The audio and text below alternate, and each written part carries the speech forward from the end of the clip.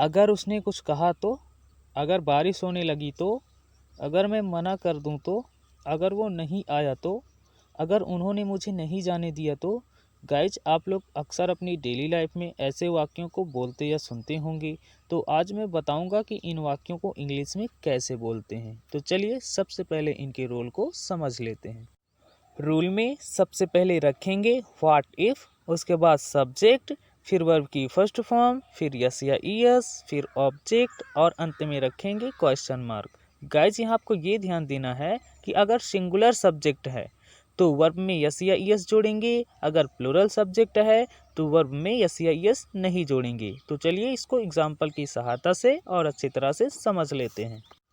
पहला एग्जाम्पल है, अगर उसने कुछ कहा तो इसको इंग्लिश में कहेंगे what if he says something, what if he says something.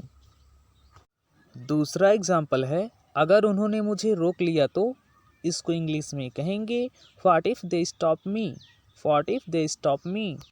तीसरा एग्जाम्पल है, अगर बारिश होने लगी तो इसको इंग्लिश में कहेंगे what if it starts raining, what if it starts raining. दूसरा रूल है, इसमें सबसे पहले हम रखेंगे व्हाट इफ, उसके बाद सब्जेक्ट, फिर डू या डज, फिर नॉट, फिर वर्ब की फर्स्ट फॉर्म, फिर ऑब्जेक्ट और अंत में रखेंगे क्वेश्चन मार्क। तो गाइज, यहाँ पर ये ध्यान देना है कि अगर सिंगुलर सब्जेक्ट है तो उसके साथ डज रखेंगे, अगर प्लूरल सब्जेक्ट है तो डू रखेंगे। तो चलिए एग्जाम्पल की सहायता से इसको भी और अच्छी तरह से समझ लेते हैं। पहला एग्जाम्पल है, अगर वो नहीं आया तो इसको इंग्लिश में कहेंगे what if he doesn't come, what if he doesn't come. दूसरा एग्जाम्पल है, अगर मैं नहीं गया तो इसको इंग्लिश में कहेंगे what if I don't go, what if I don't go.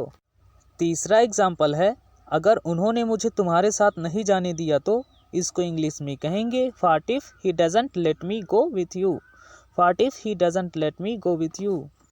Guys, हमेशा की तरह अब एक वाक्य आप सभी के प्रैक्टिस के लिए, अगर मैं मना कर दूं तो इसको इंग्लिश में ट्रांसलेट करिए और कमेंट बॉक्स में लिखिए।